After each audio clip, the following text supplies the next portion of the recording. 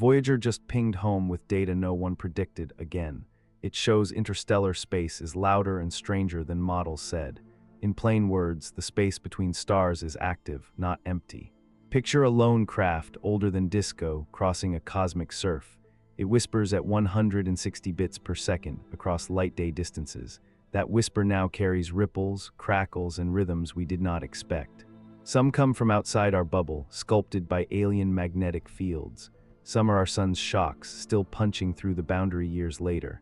And some are quirks from aging hardware, revealing physics by accident. Stay with me because each surprise fixes a piece of space.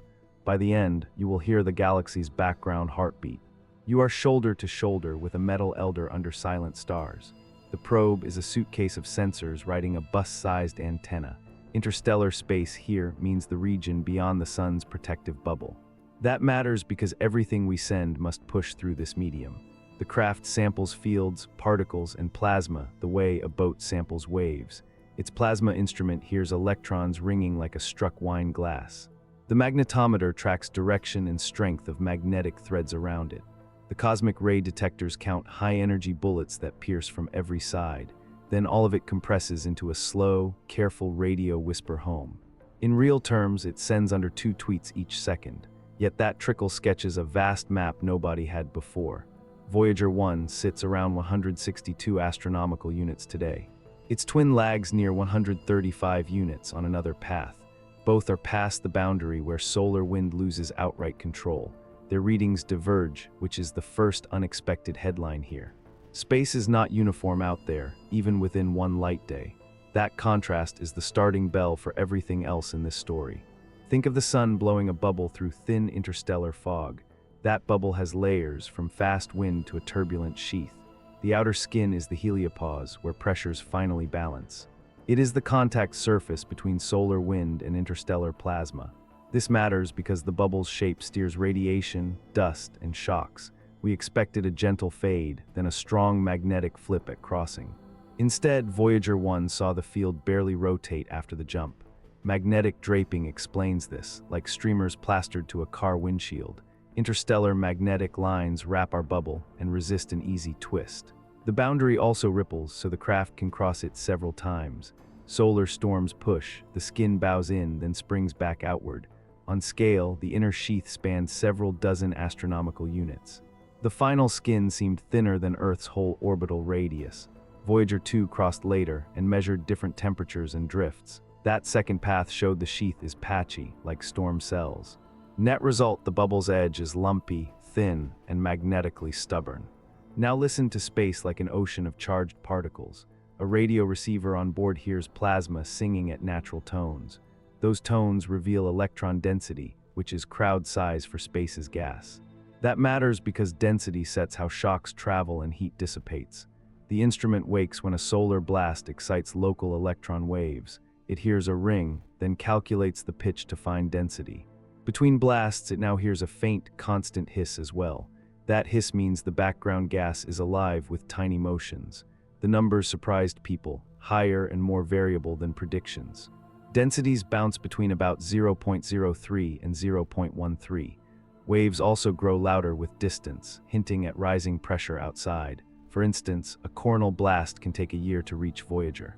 When it arrives, the receiver hears a sudden high whistle. From that whistle's pitch, density jumps by a measurable fraction. Stack enough whistles and you track structure across dozens of units.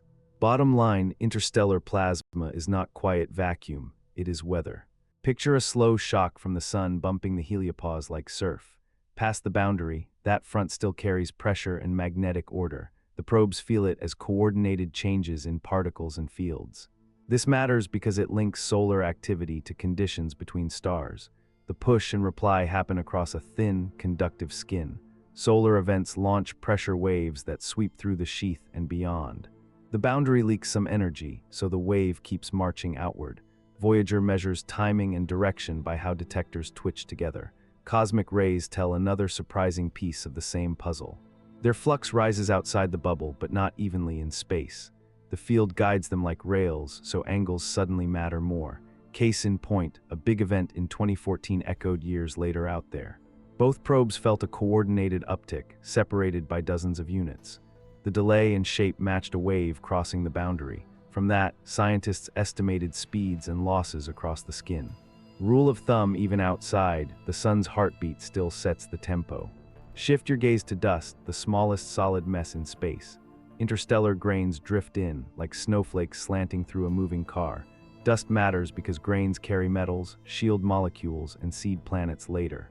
The probes do not carry cameras, but they still count impacts. A fast grain hits metal and sends a tiny plasma puff. Instruments register spikes, which let you infer speed and size.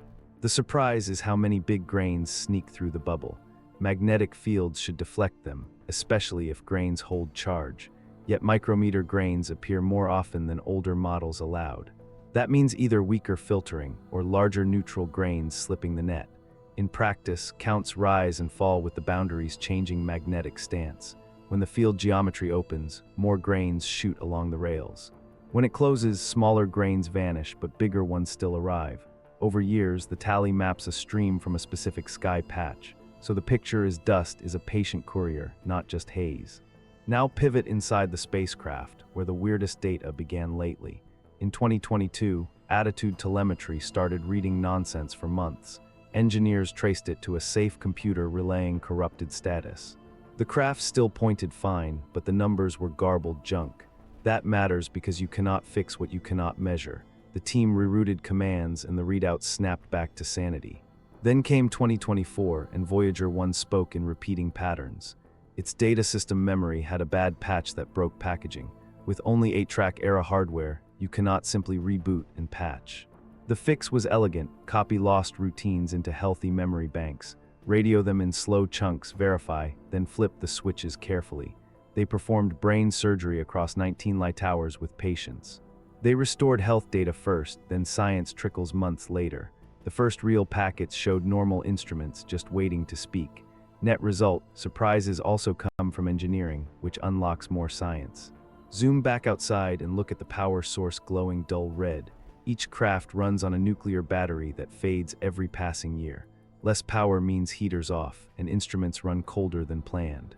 That matters because temperature shifts change baselines, noise floors, and thresholds. The team found a creative way to claw back a few watts. They rewired through a backup regulator, reclaiming power once parked as margin. Those watts meant one more detector could stay awake through winter. Colder operation, however, also nudges some measurements in unexpected directions. Noise rises here, sensitivity drops there, and calibrations must be rebuilt. In one case, the plasma receiver still works while colder, but hears different hiss. Engineers model the drift, then subtract it to recover true behavior. Meanwhile, the transmitter power slowly shrinks, so the data rate declines. That forces tighter compression and more careful scheduling with ground arrays. Bottom line, aging hardware shapes the message, but the melody persists. A desert dish tilts up at dusk, waiting for a faint call. The night carries a whisper that began before many of us. The story started with a boundary and ended with a heartbeat. Interstellar space is layered, restless, and connected to our star's moods. The probes proved it with plasma songs, dust taps, and cosmic rays. They also survived bizarre glitches and taught new tricks for deep craft.